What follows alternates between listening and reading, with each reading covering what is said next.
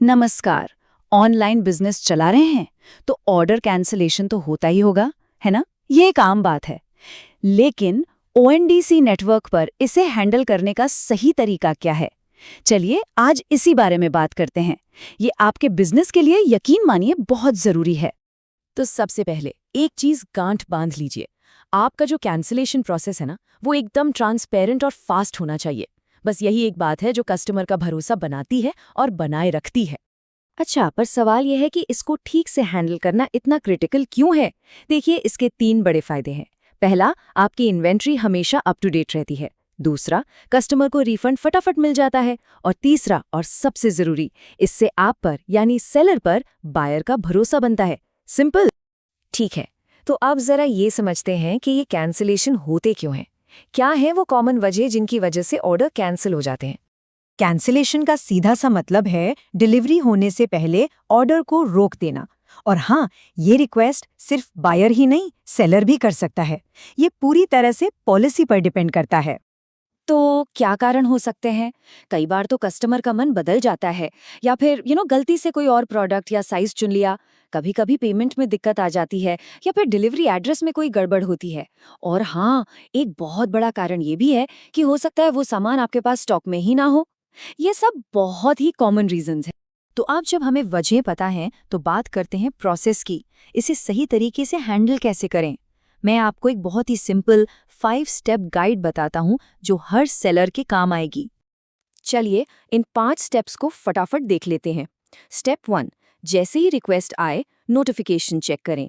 Step 2, कारण क्या है उसे वेरीफाई करें। स्टेप 3, फौरन अपनी इन्वेंट्री अपडेट कर दें। स्टेप 4, अगर पेमेंट हो चुकी है तो रिफंड प्रोसेस शुरू करें। और स्टेप 5, ऑर्डर का स्टेटस बदलकर कैंसिल कर दें। बस हो गया काम। अच्छा, इस पूरी प्रोसेस में एक चीज बहुत बहुत जरूरी है। कैंसिलेशन का जो कारण है ना, उसे हमेशा सही सही चुनें। ये आपके रिकॉर्ड के लिए और पूरे सिस्टम की ट्रांसपेरेंसी के लिए क्रिटिकल है। गलत रीजन सिलेक्ट करने पर बाद में दिक्कत हो सकती है। और दूसरा सबसे जरूरी एक्शन क्या है? इन्वेंट्री एडजस्ट करना और रिफंड शुरू करना। देखिए, जैसे ही आप इन्वेंट्री ठीक करते हैं, वो प्रोडक्ट किसी और के लिए अवेलेबल हो जाता है। और जब रिफंड में देरी नहीं होती तो कस्टमर का भरोसा वो तो बस कई गुना बढ़ जाता है। चलिए अब एक नजर डालते हैं कि क्या करना चाहिए और किन चीजों से बचना चाहिए। मतलब best practices versus common mistakes. तो देखिए आपको क्या करना है। कैंसिलेशन को कम से कम रखने की कोशिश करनी है। वजह हमेशा क्लियरली बतानी है। रिफंड जल्दी प्रोसेस करना है और इन्वेंट्री को टाइम पे अपडेट करना है। और क्या नहीं करना है? कैंसिलेशन रिक्वेस्ट को इग्नोर करना, रीजन खाली छोड़ देना, रिफंड में देर करना या इन्वेंट्री अपडेट ही ना करना। ये छोटी छोटी बातें हैं, लेकिन इनका असर बहुत बड़ा होता है। तो आप सोच रहे होंगे कि इन सब का बिजनेस पर असर क्या पड़ता है। चलिए मैं बताती हूँ कि ये कैंसिलेशंस आपके सेलर स्कोर और आपकी रेप्यूटेशन को कैसे अफेक्ट करते हैं। एक बात हमेशा याद रखिए, जब आप कैंसिलेशन को सही तरीके से हैंडल करते हैं ना, तो आप सिर्फ एक ऑर्डर कैंसिल नहीं कर रहे होते, आप असल में कस्टमर का भरोसा बनाए रख रहे होते हैं। कभी कभी एक अच्छे से सॉल्व की गई प्रॉब्लम भी कस्टमर को अच्छा फील करा सकती है। लेकिन एक वार्निंग भी है। अगर आपकी तरफ से यानी सेलर की तरफ से बहुत ज्यादा कैंसिलेशन हो रहे हैं तो इसका सीधा असर आपके सेलर स्कोर पर पड़ता है, और वो भी नेगेटिव।